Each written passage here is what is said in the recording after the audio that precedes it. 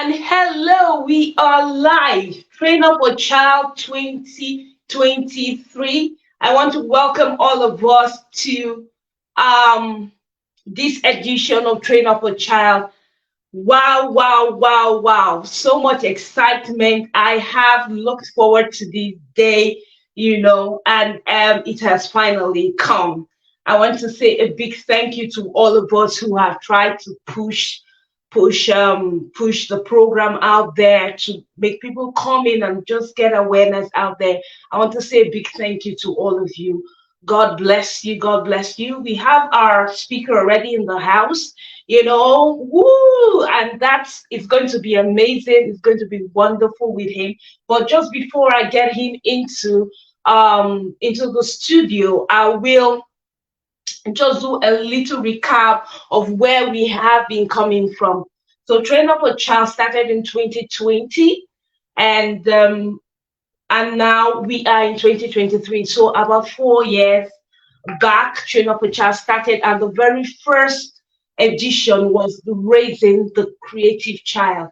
Raising the Creative Child. We had amazing speakers, wonderful speakers, Barrister Uwanta, Blessing Fort EK. We had all wonderful people speaking at that event that day. We had Kingsley Obum Obulem speaking at that conference. It was amazing. Then we metamorphosed. So that conference was actually on site, and I love on site. I love it, and it's gradually metamorphosed into the virtual conference that you're having today. So at the virtual conference, we had, the very first virtual conference was 2021. We had, the theme was Raising the Kingdom Giant, Raising Kingdom Giant. Then we had Raising Kingdom Giant 2021. Then we had 2022, we had Raising the Purpose-Driven Child. And of course, in 2023, we're having Becoming the Valuable Parent. Becoming the Valuable Parent. It's so amazing, so wonderful that we have come this far. And thank you so much for everyone who has come in for the conference. God bless you. I believe that you're going to have a wonderful time. I believe that parenting is one task or one role that is very challenging. It's important, but very challenging. And we need all the help that we can get. And that is why I'm committed to bringing this year to you, bringing a group of excellent parent coaches who are worth their salt to come in and share their wealth of experience with us. Okay, so I want you to just sit back, relax, and you're going to have a wonderful time. The structure of the program is we are running from Thursday to Saturday. It's a 3-day program. Thursday to Saturday, 3 to 9 p.m. And we're going to have a break within, and that break is going to be from 6 to 7. 6 to 7 break, okay? So for every speaker, once we're done with the speaker, they'll be speaking for about 50 minutes max. So we'll have 10 minutes, 5 minutes transition before we get to the next. So you want to stay in there, invite people, please. Don't forget to use the hashtags to invite people in. Don't forget to share and invite people in. Yes, God bless you for this program. Wonderful. Thank you. So don't forget, please, to invite people in. Please do invite people, go share and tell them that it's happening already. They should come in. Our speaker is already here. Okay, you can use the hashtag Train Up a Child Community or Train Up a Child Conference. Or you can also tag me to ZOB. All right, I do appreciate you. The Valuable Parent Conference is needed. Who is a valuable parent? A valuable parent is actually a parent who is committed to his or her child's emotional development, supports her child emotionally, physical development, her child's intellectual needs, and of course, your child's spiritual needs. Okay, it's very important that we do this for our children, because today our children are finding some of these needs in other places rather than their families or their homes. All right, so that's why we brought these people here, to equip you to become a valuable parent to your child. So I want us to welcome.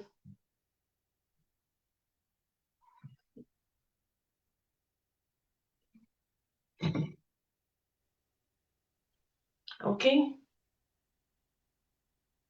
so we have our speaker already in the house, and I'm so excited to have him. He's an amazing personality.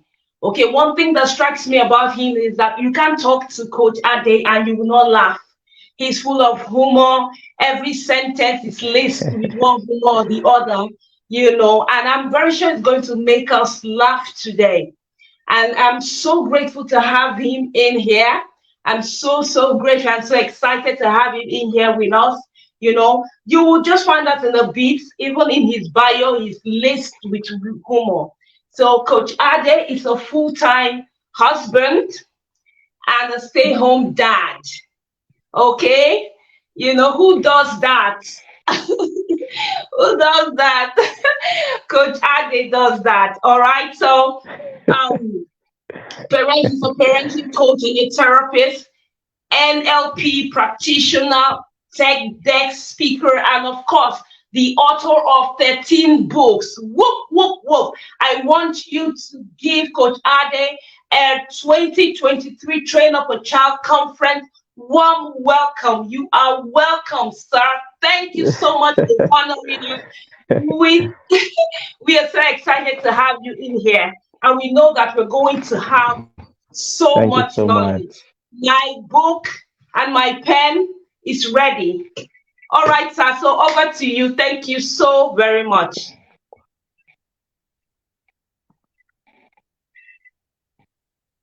Uh, Over to you, sir. Thank you so much for having me in this year's conference.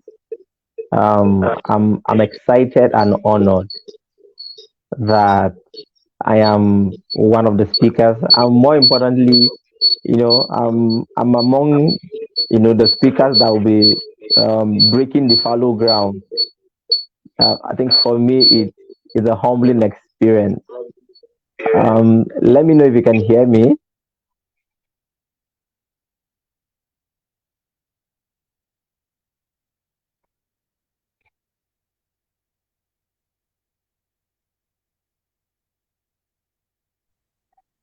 I can hear you Can you hear me? perfectly.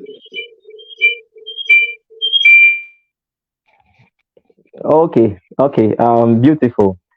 So, having said that, you've laid the foundation for the conversation we'll be having about what it takes to be a valuable parent, and I'll build from there. There are three frameworks that we need to pay attention to that makes us valuable parents, and then I will explain these frameworks, and then desire that other speakers will build on the frameworks I'll be sharing with us. The first framework we need to understand when it comes to being a valuable parent, when it comes to being a parent that creates a space for our children, a parent that allows these children get this emotional support they need, a parent that allows us model what it means to be godly parents. We need to understand that the first framework is that you don't reach this place of parenting with a good intention.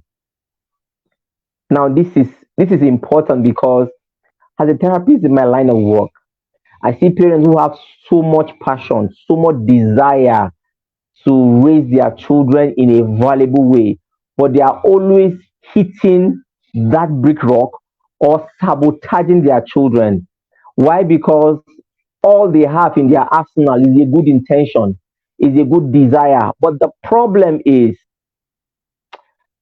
there is a way that seems right to a man. but the end thereof destruction. You can have a good intention and traumatize your child. You can have a good intention and set up your child for a difficult adulthood. You can have a good intention and use your child as a vessel or vehicle to meet your inadequate emotional needs. You can have a very good intention, right? And then break and decapitate the esteem of your child. You can have a good intention, and in the name of discipline, you are abusing your child. So while having a good intention is okay, that's not what you need to be a valuable parent. You need knowledge. You need knowledge. This is a foundation. You need knowledge to be able to raise a valuable child. And then when I mean knowledge, you need evidence-based knowledge. Let me share a personal example. I run a community of parents where we daily run series, and something happened that kind of blew my mind today. We are running a series on how to help children follow instruction, and in the conversation, or in the series rather, I started teaching parents that there are children who, when you give them instruction, they won't follow the instruction, not because they did not understand your instruction, not because they don't want to follow the instruction, but because they don't have the emotional or cognitive capacity yet to follow the instruction. So there are children who have um, execution function challenges. There are children that have neurobiological challenges. There are children that have cognitive challenges, that for them it's difficult for them to follow instructions, not because they don't want to follow instructions. Now, this is where it gets interesting. When parents don't know that, oh, their children have these challenges, all they do is they are complaining, they are beating the children, they are punishing the children, tearing down the esteem of the child, thinking the child does not want to follow instruction, even though the child is just struggling. Some children are neurodivergent. It means the wiring of their brain is different. How they learn, how they assimilate information is different. So, how you help them initiate, start, carry on an activity, how to process their emotions, how to exhibit flexibility needs to take a different form of skill. Guess what? A lot of parents don't even know that there are children who are different, who don't even know that there are children who are neurodivergent, who don't know that there are children who have certain cognitive challenges or difficulties, certain execution difficulties. Now, because they don't know all this, they are either putting themselves in undue pressure, putting the children in undue pressure, and then decapitating the very thing they need to, safeguard, which is the relationship they share with their children. So the first framework we need to understand as parents is intention is not enough. You need evidence-based knowledge. You need knowledge that is guided in the evolution and development of this child. You need the right skills. You need the right skills on how to help these children navigate their peculiar, development. So and then I tell parents, it's one thing to desire to raise your child a certain way. It's another thing to have the skill to raise the child a certain way. Let me share a personal example. While growing up, of course, for those of you who know me, I was raised by a dad who is a pastor, right? However, while growing up, I had issues with my dad. I resented my dad. So when I mean resent, I might not be saying it properly. I hated my dad to the point where, I used to pray for him to die. I didn't understand why he was not there in my life. I didn't understand why. And then way back when I was done with higher institution, I told myself that okay, now I'm done with school. I'll come back home, tell my dad how I feel, and then I'll leave the house. After all, he's not been in my life, so I need to tell him how I feel and leave the house. So I came back home. I said I needed to speak with him. My mom was there, so I started telling him how I felt, how he was not there in my life, how I hated him, how I felt. I felt like someone who didn't have a father. He was busy doing his thing, not caring how I was feeling, how what I was going through, and all that. I shared how I was feeling. I was crying. My mom was crying. Of course, that was the first time she was seeing me, talking to my dad like that. After sharing how I felt, my dad was there listening. I was done. I was relieved. So I went inside to get my bag and then leave the house and then tell him bye. Go and do your life and then I'll go and do my life. And then he sent my mom to call me. So he called me. I went in and then he said, well, he appreciated all I said. And then this is what he said. He said, but even God in heaven knows that he loves me, knows that he cares for me. And then even God in heaven, he was repeating it, even God in heaven knows that he's always praying for me, that things will work out well for me. And then this is what he said. He said, however, he said that he didn't know what it means to have a father-child relationship because he lost his dad when he was around age 3. So he didn't spend time with his dad. He didn't know what it means to have a father-child relationship. And then this is what he said that was instructive for me. He said, he loves me, but he didn't know how to say it. He loves me, but he didn't know how to say it. This conversation for me was necessary for my healing as a young man growing up. He said he loves me, but he didn't know how to say it. And then it's same with a lot of parents. They desire, they love their children, but they don't know how to express it. Largely because that was a model to them. So I get parents who tell me, oh, coach, I don't like this beating. I am always beating my children. I don't like yelling, but I don't know how to stop. Yes, it's true. Right?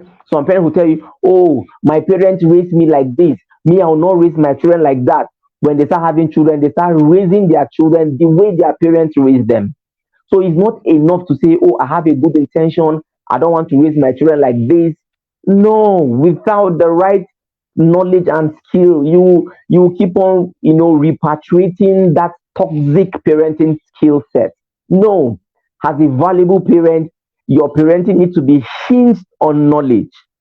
It needs to be hinged on knowledge. So that's the first framework we need to pay attention to if we want to raise valuable children.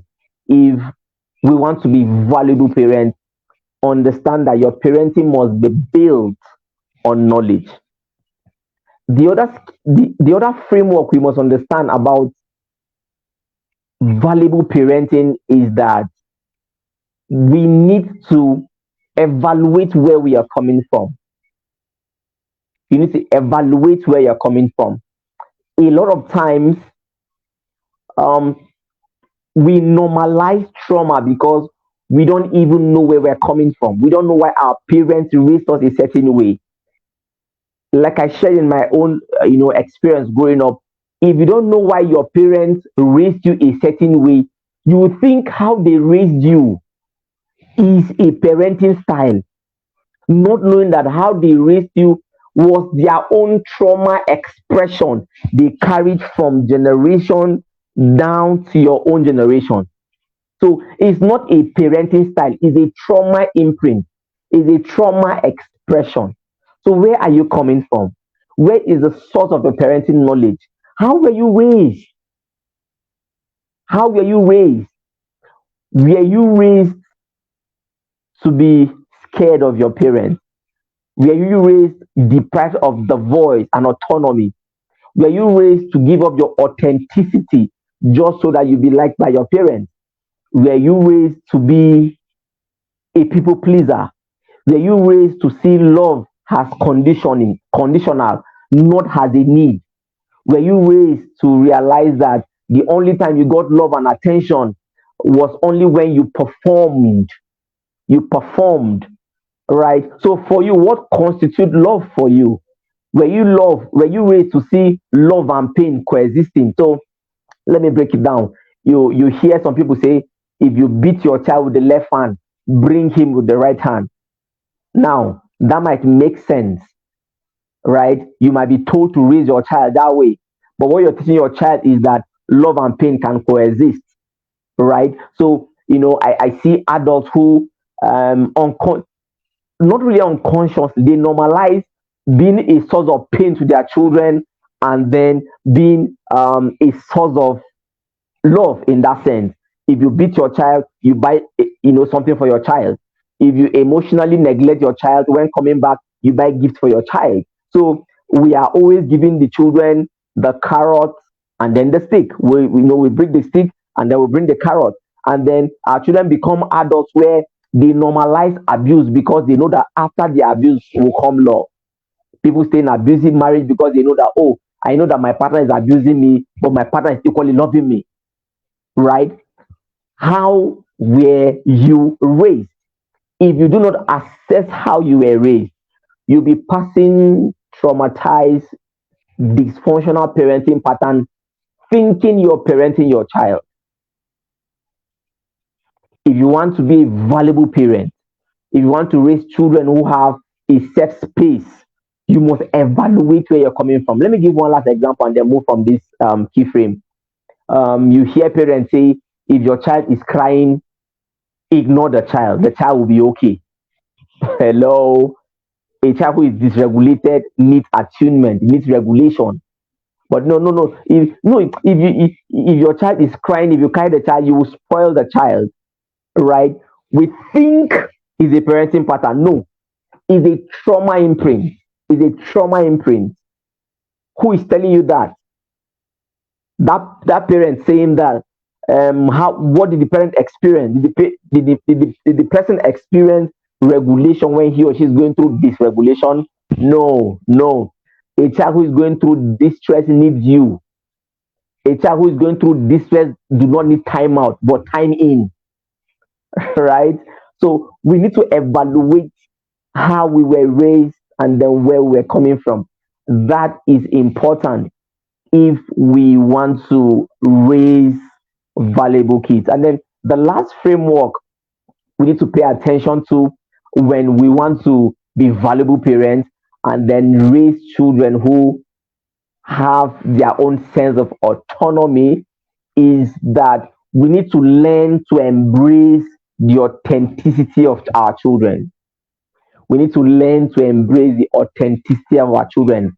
What this means is we need to learn to embrace our triggers. And then if we chunk it down, all I'm trying to say here is take a few steps backward to evaluate our trauma expressions. A lot of us are coming from different parenting systems. A lot of us are coming from different parenting environments. And we all have a bit of trauma. It's normal, right?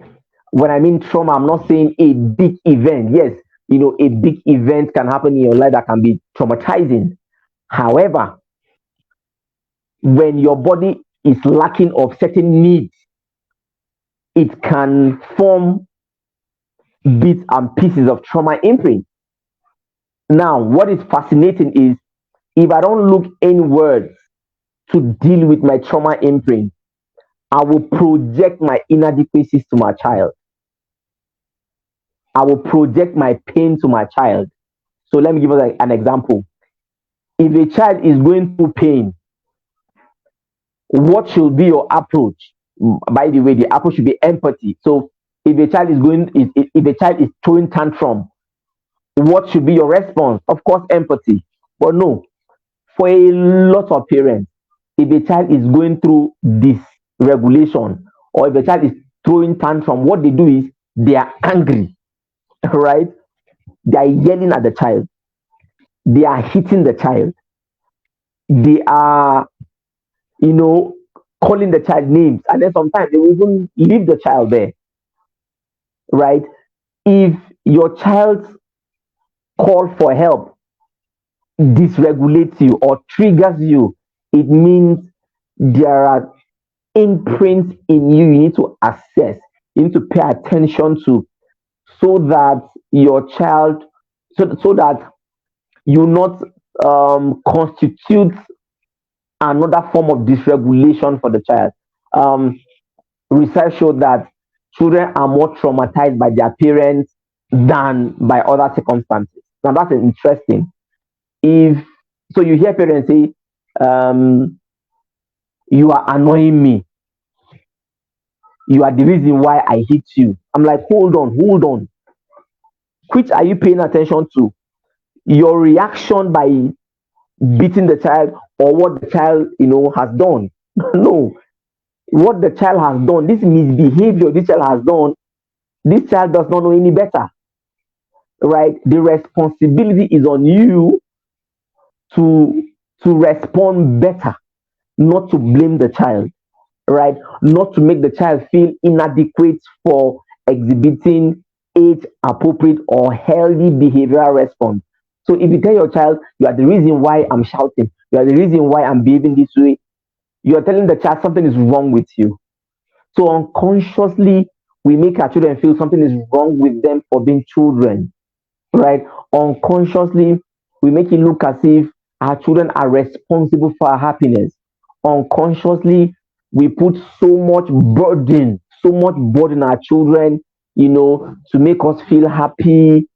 And then the implication is they have to give up their life, right? They need to try as much as possible to overachieve, to get our love, get our attention, to get our acceptance. Unconsciously, they have to give up their voice. They learn to just, tune inwards, because they know that if they don't become who you want them to be, something will be wrong with them. So we need to take a few steps backward, look inwards. Where are we coming from, right? How were we raised? What are the things we lack?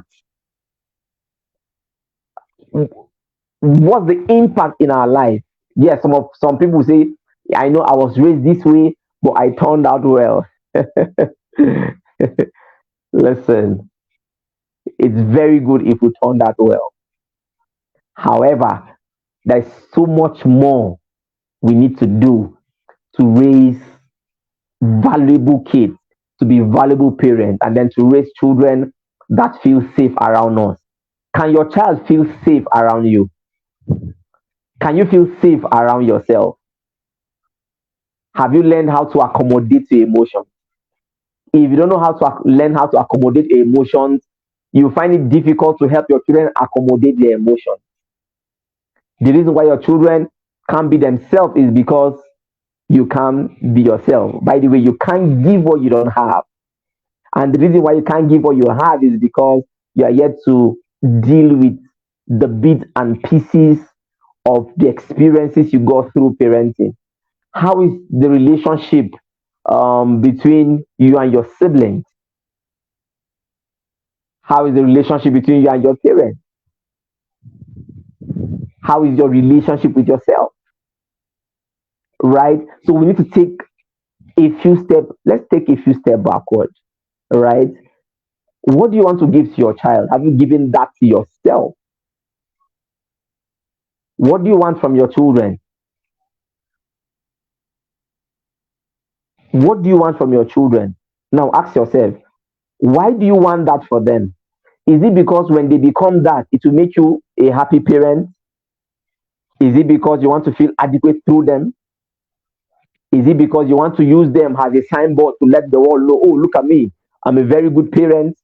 Are you using your children as a vehicle? Do your children have the autonomy to become who they want to be? Do they have that opportunity to be themselves around you? Have you created a safe space for them? Are they scared of you? Are they free of you?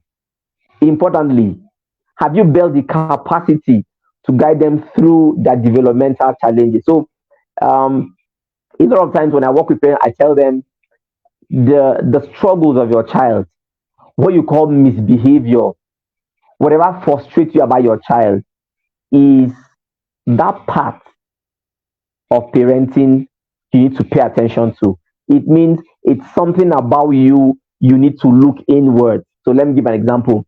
If my child plays too much and then I get angry, it means that I need to ask myself, why do I get angry when my child is just playing? Or how do I help my child play in such a way that I will not get angry? Not to stop my child, not to punish my child for just being a child. I need to look inwards. If I don't look inwards, I will be using my child to compensate for my emotional wounds. If I don't look inwards, I'll be using my child to compensate for my emotional wounds. We cannot be valuable parents if we're still hurting, still carrying unresolved hurt. We cannot be valuable parents if we are using our children to compensate for our emotional inadequacies. We cannot be valuable parents if the fulcrum of our parenting is based on intention and then not knowledge. Importantly, we cannot be valuable parents if we've not evaluate or assess where we are coming from, how we were raised, the impact, what it turned us, the kind of family we are coming from, and then the impact in our life. These are the frameworks, the three simple frameworks we need to look into that will help us parent intentionally and to be valuable parents. These are the steps. They look simple, but they will need work from us. Looking inward is work. It will take vulnerability. I know it won't be easy. However, if we desire the best from our children, then we will take these steps, be able to raise children who are emotionally secure, children who look up to us as models, and then as parents who are there to feel our children emotional, social, mental, physical, and then spiritual needs. I will stop here so that I can take a few questions, probably for the next 10 minutes before we wrap up and the next speaker we come in. And then to continue from this phenomenal, conference we've started. So once again, thank you so much for following. Thank you, Coach Z, for having me share in this year's conference. Thank you.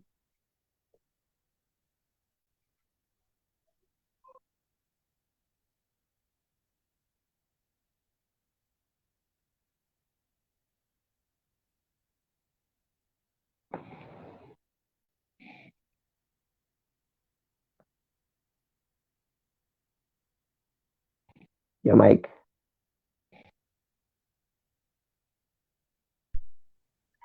Thank you so much, sir. Thank you. It was amazing. Thank you so much. Please, if we have questions, let us drop it now. Let's drop our Yeah. questions, Thank and so that we can sort our questions. Yes, some things that you said, I just kept on smiling because, one thing that drew me to you is the fact that, something I always emphasize as parents, if we do not go to the root of the matter, then you are doing nothing. Most times we like to just yeah. do fire brigade stuff. And the thing is that the things our children are doing to us is just a mirror to some of our struggle within us. So if we do not Yeah. get to that and deal with it, we keep on running in circles, and never get Mm. anything done. So I really, really, really appreciate this. I appreciate it. The words were Mm. just strong, simple, but very clear. Very clear. Wow. Thank you so much. So yes, thank you, sir. I'm waiting for questions, please. Do we have any questions? I can't see any question. Please, do we have any question? Anybody with any questions? Any questions? Okay, so sir, let me just maybe ask a question. if a parent wanted to just do what's one thing that a parent can do, one therapy a parent can do every day, to see themselves, aside you emphasize knowledge, aside reading, but something they can do to like regulate themselves or help their children get better regulated. Okay, we have questions now. Okay, no question. So that's my question. One thing that a parent can do, one Okay, thing a parent can do daily that will take them from that point A to point B, aside knowledge and self-evaluation, like you emphasized. okay. Thank you so much for this your question. If there's one thing, you know, a parent need to do daily, it will Hmm. be learn to take responsibility for how you feel. Now, this is powerful. If you can learn to take responsibility, you will stop looking at the behavior being exhibited and then start paying attention to what's the root cause. If you start taking responsibility, you stop being a victim. Because the moment you take the position of being a victim, all you're saying is, I'm hopeless and helpless. And then I tell Hmm. parents, you're not helpless. A child of Hmm. 1 year is not more powerful than you. The child you birth is not more powerful than you. You are the parent, right? So you must daily tell yourself, no, I'm not a victim. I'm responsible. I will take responsible. Now, the flip side is when you take responsibility, you are looking for solution. You're not looking for fault. When you take responsibility, you are finding ways to make things work, not to blame, not to criticize, Hmm. not to settle, Exactly. right? So the Yes, ma'am. moment you blame, you're saying, oh, I'm powerless to effect change. Well, no, as a parent, you are powerful to influence your child to behave a certain way. And then how do you influence your child? Importantly, learn to connect with your child part time. If I can connect with you, I can influence you. Hmm. However, if I can't Okay. connect with you, I can influence you. So the absence of connection creates emotional defenses in our children. So Hmm. yes, they will hear what you're saying, they will understand what you're saying, but already you've created emotional defenses. So daily, a parent should tell themselves, I am responsible. No, I am not helpless. I'm not a victim. I am responsible, Responsible. right? I'm I am responsible. responsible of how I feel, how I behave. I am responsible to effect change, not to keep blaming the child, for making them angry, for doing this. You are the reason why I'm beating you. You are the reason why I'm sad. No, listen, no child needs to be gaslighted to that position to feel they are the Hmm. problem. Children are not the problem. Children Hmm. are the experience, Hmm. right? If we understand that Hmm. children are the experience, we now understand that children are in our life to make us better, not to make us feel worse. That's why I That tell is it. parents, yes, that's why I Exactly. tell parents, your frustration in parenting is a pointer to the toxic beliefs you are holding. So evaluate the toxic beliefs you are holding. So, like the frameworks I said, if you don't evaluate where you're coming from, the Mm-hmm. beliefs you held, you will Mm-hmm. keep sabotaging your parenting experience, thinking your child is the problem, but your child is just being a child, right? However, Okay. everything is coming from you. So I think for me, that would be one thing, I will tell parents to do: take responsibility for how you feel and then the things Yes. you do. Okay. Thank you so much. So the questions are coming. Let's just take them quickly. Sometimes these kids can be annoying by just being a child. How do I handle that? Okay, now let me respond to this question. I like how she said sometimes children can be annoying. The truth is, no child is annoying. A child can only be annoying when we are not in the right frame of mind. So let me say, for example, now, bring this annoying child, right? If the child is doing that annoying thing, and then you just receive an alert of, let me say, 10 million naira, and then I ask you, is this child annoying? You say, no, please continue that annoying behavior. Eh? So it's not the child, right? It's your frame of mind. Now, when you look at this statement, sometimes these children can be annoying. All I'm saying is, I am helpless. Is this child that is more powerful? Like, yes. Again, Mm. we can't afford as parents to be helpless. A child is not annoying. A child is just a child. So if a child annoys me, I need to look inwards and ask myself, what is it about this child that is annoying me? Can I give an example? Yes, sir. I had this client who, always say, "Oh, I don't know. This child is um, always frustrating me. The child will not give me space. I can't do anything." And then I now asked her. I said, "Tell me how growing up was for you." And then she told me how she was raised with her auntie, and then how her auntie was frustrating her. Her auntie will not give her time to do anything. I said, "Okay, now let me help you connect the dot." When she was growing up, right, she didn't have time of her own. She didn't have a voice because she was raised by her auntie that was using her. Now she's a Mm. parent. She feels, oh, I need to have my time. I need to have a voice. Children, children need so much time, right? Children will not allow you have a voice, especially when they are dysregulated.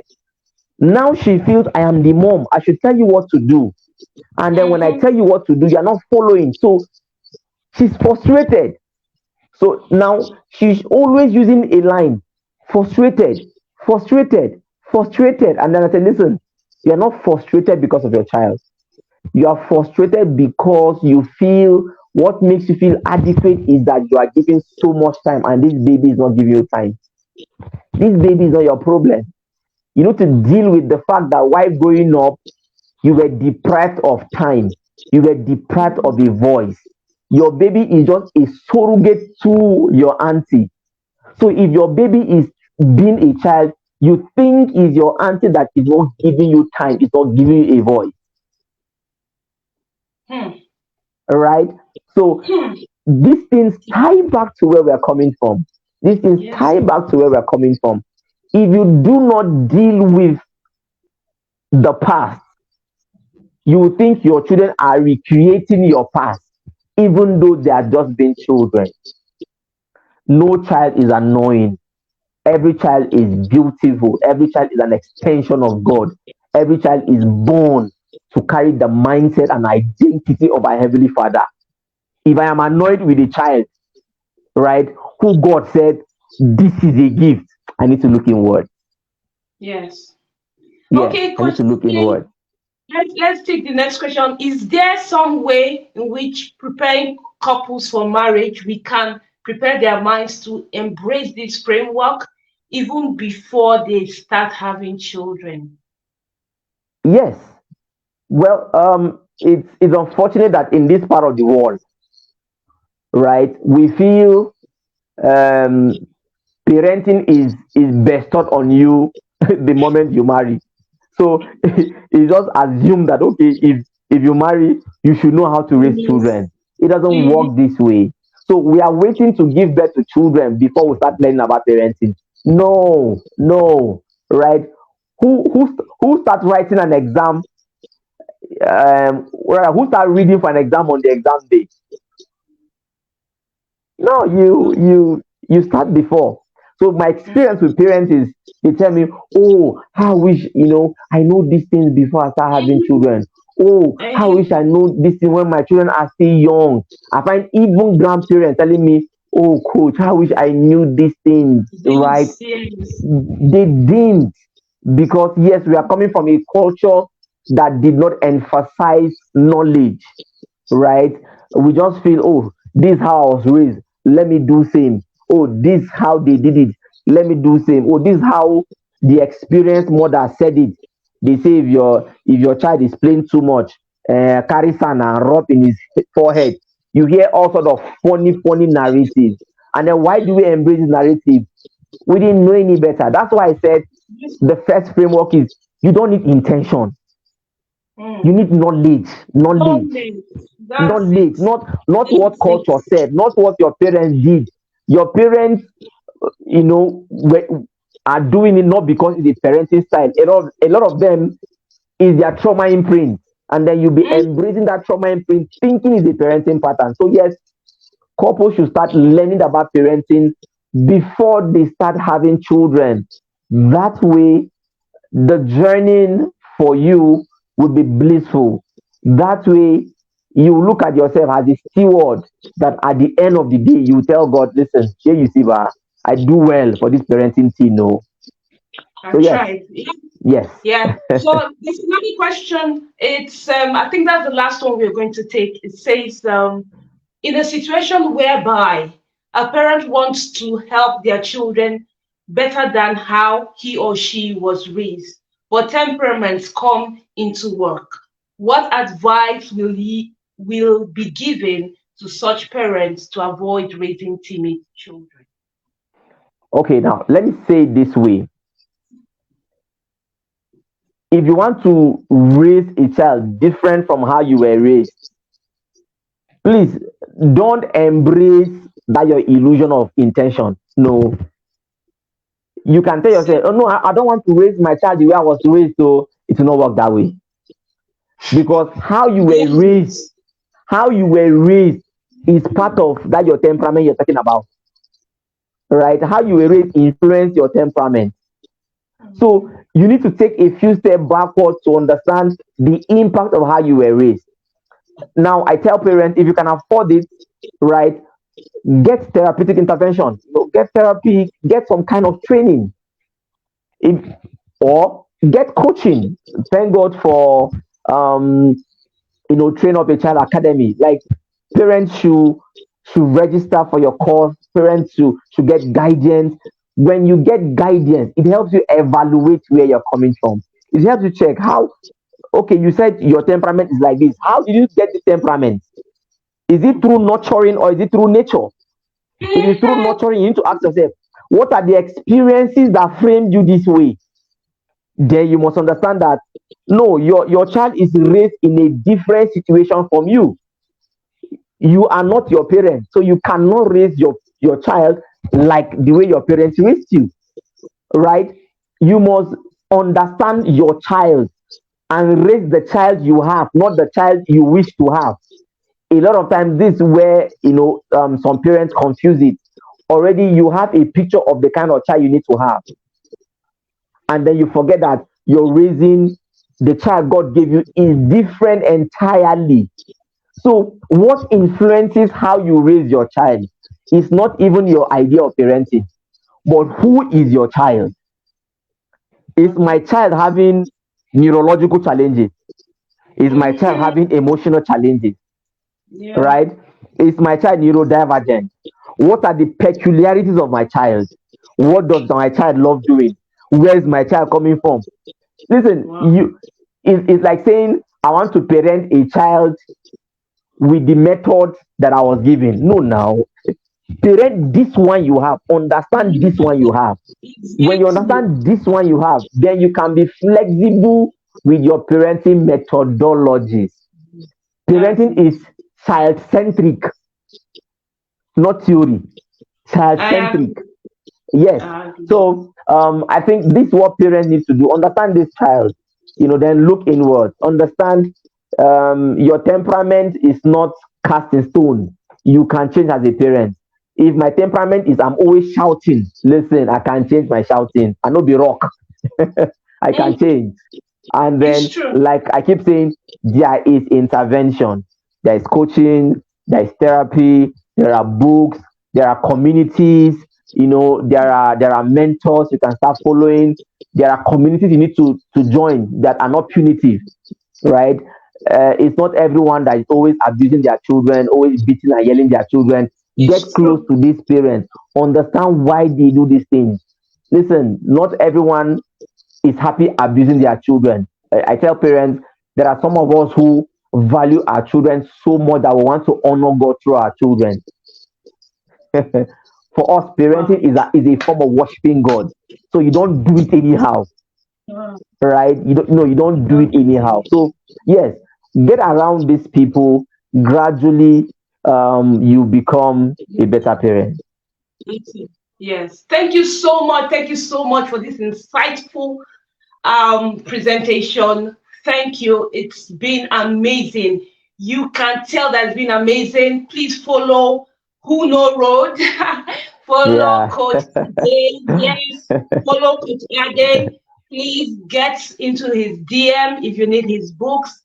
He told us he has 13 books, Mhm. so you want to read. Knowledge is so important. I know that he also has a program that I think runs monthly. I think it's called the DPN. You just want Yeah. to get to him, follow him, follow him, follow him. These Thank you so much. people they are bringing in are what they are sold. We're not giving them a Mhm. dime.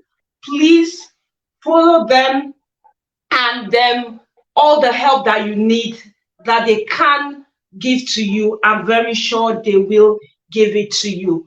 He has said so much today. Evaluate your journey so far.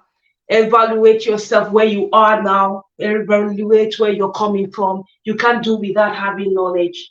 He also emphasized us meeting our children at the point of their needs. You can't parent a Mm. child you don't have. Parent the Mm. one you have. Very, very important.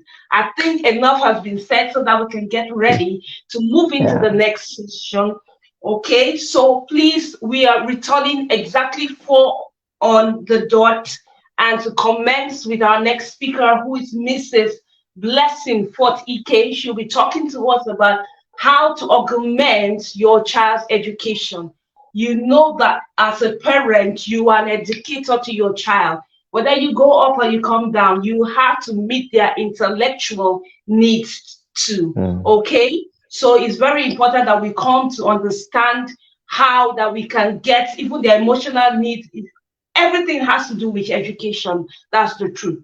So you want to come in and learn from her. So 4 o'clock, please do share, take nuggets, share. You can share, tag me. Like I said, also use the Train Up a Child hashtag, Train Up a Child, Train Up a Child conference, hashtag Train Up a Child community.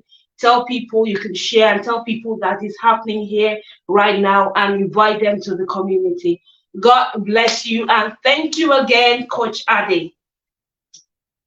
All right, sir. Bye. Bye bye. Yeah.